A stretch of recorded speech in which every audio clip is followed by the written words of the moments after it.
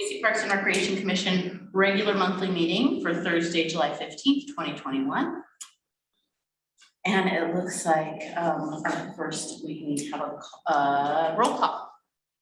Carter. Johnson. Present. McElroy. Here. Kramer. Ruziska. Here. Urban.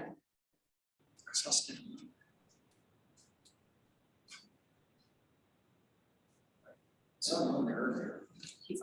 Okay. Yeah.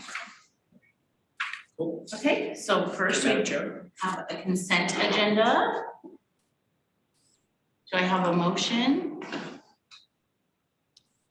I'll move that we approve the consent agenda, including items A, B, and C. Second? I mean, I'm not seconding. Do we have a second? I'll second. Any discussion?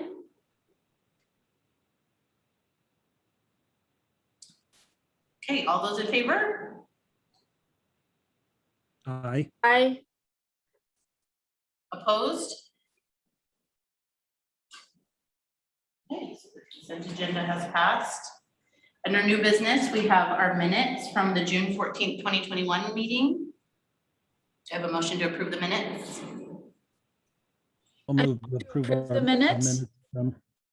Oh, sorry, I'll second. Thanks, John. Any discussion? Okay, all those in favor? Aye. Opposed? Okay. Next, we have a Parks and Recreation update. I am assuming that we will be hearing from our director, Doug Holloway. Great, Madam Chair, Commission members, thank you for tuning in today. Appreciate seeing you all. We decided to do it at the depot because we are going to be moving our meetings shortly, probably starting with the next meeting downtown, back to City Hall. But this was a really super short agenda that we had today. We did need to get the consent agenda items approved. And so we didn't really want to have you all find parking, get down to City Hall for just such a quick meeting. So I appreciate your cooperation in working with us with this quick meeting up here at the depot. So thank you again for tuning in. So a couple items, just wanted to give you a quick update of a few things going on within the department. The one of the consent agenda, one of the items that you approved today was a lease at Idaho Ice World. And I just want to give you a quick briefing on that. If you hadn't had an opportunity to review the document thoroughly, I just want to give you a quick overview that we have entered into a lease agreement with the Coeur d'Alene Hockey Academy.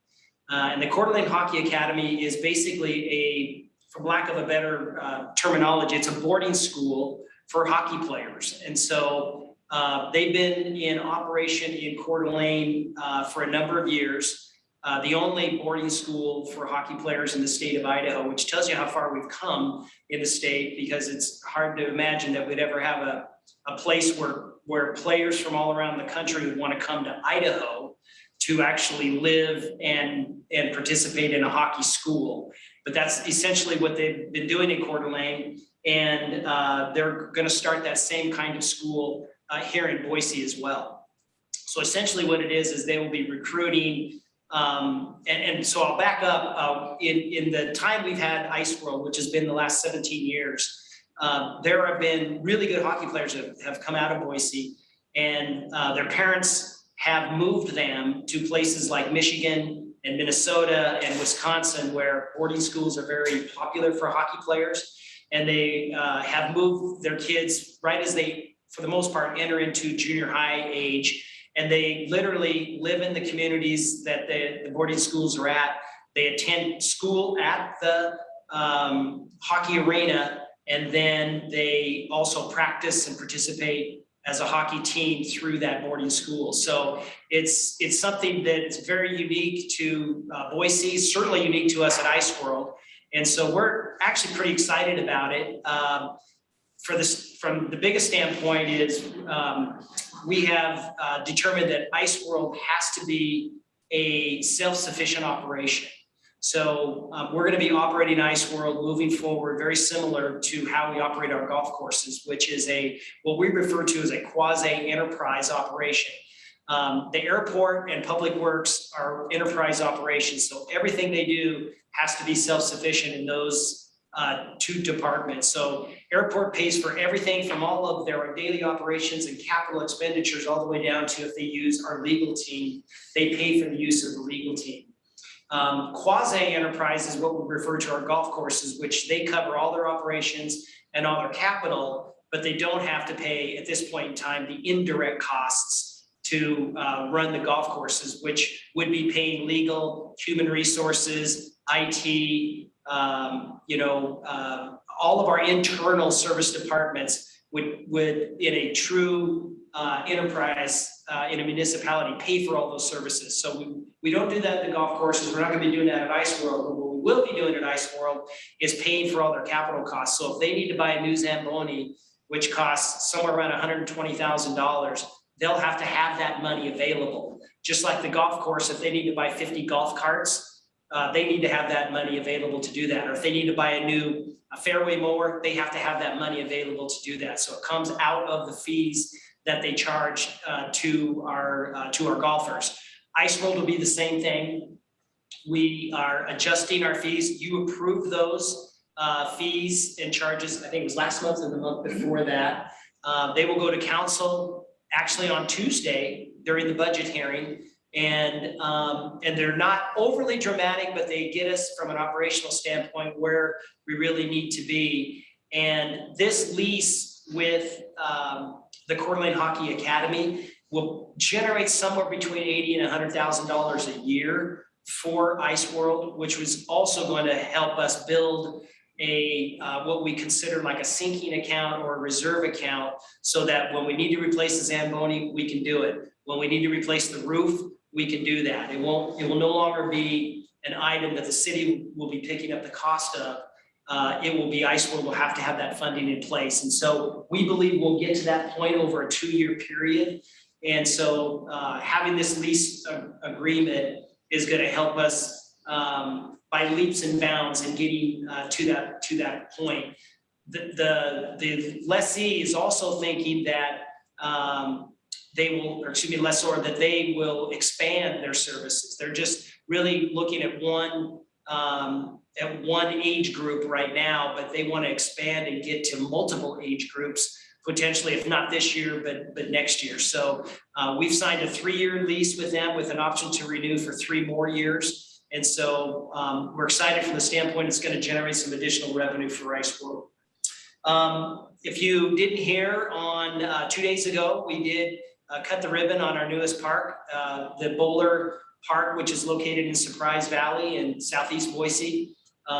It is a very unique park in that it has bits and pieces of everything we have in all of our other parks that are very, very popular with our citizens. And we combined those. Some of them are obviously smaller in size, like our skate park, but we've combined those and put them in one park, and that's what Bowler is. And so it has a skate park, it has dog off leash, it has a frisbee or a disc golf course there. Obviously it has play features, but it takes a little bit of some of the great things we have in a lot of our parks and really puts them in one location. And the other unique piece to this is that we were able to green up and add all the amenities to this park at the same time. So we were able to use impact fees slated for that area that we were able to put towards getting the park done. It was about $3.2 million to get the construction, the green up, and all the amenities added in, but it was a turnkey deal from that perspective. So it really is a great addition to that neighborhood. It is needed in that part of town. We don't have any other parks in that location. And so I know the neighbors, that we had a great turnout from the neighborhood, and I know people are looking forward to using that facility. So that happened on Tuesday. And then just a heads up, we'll be also dedicating our new downtown park located 11th and Bannock, which is now the Sheree Buckner Webb Park. And we're planning, Chloe will get more information out to you. Would love to have as many commissioners that are available to come to that. It'll be at 4 o'clock in the afternoon on August 5th. And we're planning a huge celebration. We're gonna have live music, we'll have food trucks. We're gonna have it's gonna be an entertaining evening and really a celebration of the naming of the park after Cherie Buckner Webb, and her family will be there. And we have also the dedication of a very cool, it has really grown on me, folks, the pink tree. It actually is, it's cool. I've driven by it numerous times and just stop and look at it. And it really, when the original design came through, you know, this giant pink tree, it really was hard to see from the design how it turned out now in real life. It looks amazing. And it really is going to give a lot of character to that park. And yes, most people are probably going to just refer to it as the Pink Tree Park. And so, and that's okay. It gives it a little bit of character. And we really were looking for something at that downtown park that would be the centerpiece and give it that character. And we really feel that the tree is going to do that for us. So we're looking forward to that. Again, Chloe will get more information out to you on that dedication, but we're excited about it. It's all done, it's ready to go, and we're just excited to celebrate that opening. In September, we'll be doing a rededication of Catherine Albertson Park. That park has been undergoing a renovation over the last 2 years, a refresher, if you will, of the updated master plan, which this commission approved 18 months, I believe, ago. If you haven't walked through the park and seen some of the changes, I encourage you to do so. It really has turned out fantastic. We've added boardwalks, we've added piers into some of the ponds. We've created additional connectivity into parts of the park we've never had before. We've removed almost all the grass in the park and replaced it with Idaho native vegetation. And we've specifically worked with wildlife officials, and we've identified vegetation that geese really don't care for, and it's proven to be effective. Our goose population in that park has really been relegated now to the ponds. They don't just mill around and start eating the grass because they don't like the vegetation that we've planted.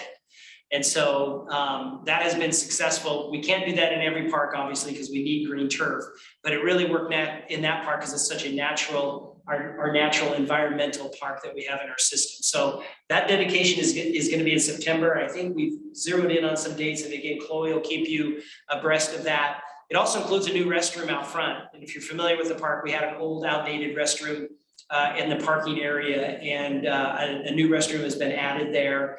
And all of this has been funded by the JA Catherine Albertson Family Foundation. So no city funds have been used to do any of the renovations.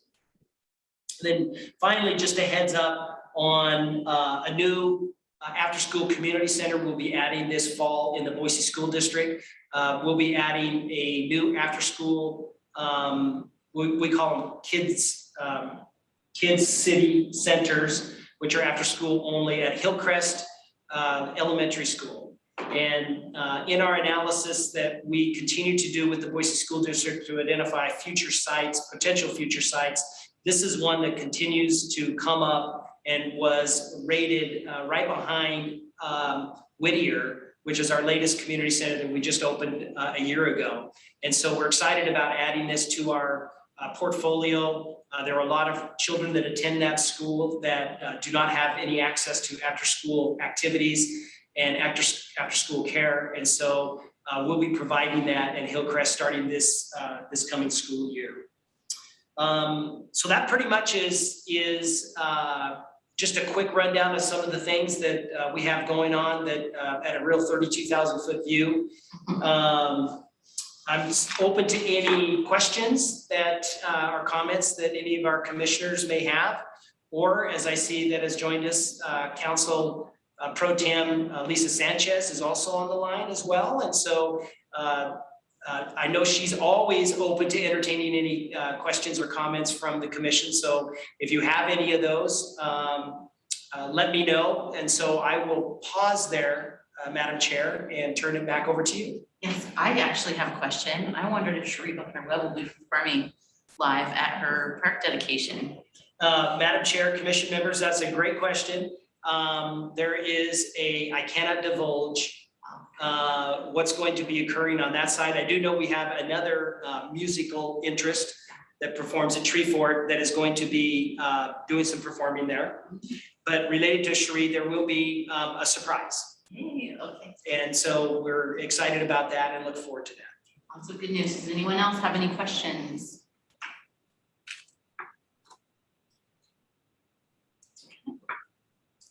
Hearing none, and that was an informational only item, so Correct. we don't need to move on that. And I don't believe we have a need for an executive session. We do not.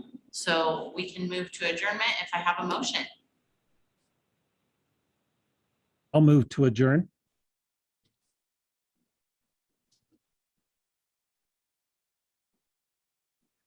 Any seconds?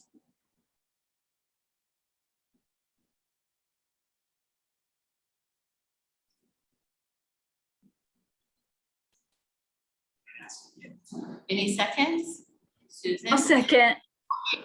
Let's get out of here. Thank you all so much. Yeah, any discussion? Okay, hearing none, all in favor to adjourn? Aye. Bye. Opposed? Hi. Okay, sounds like we are finished. Thank you. Great. Thank you all. Thank you again for the updates. Thank you.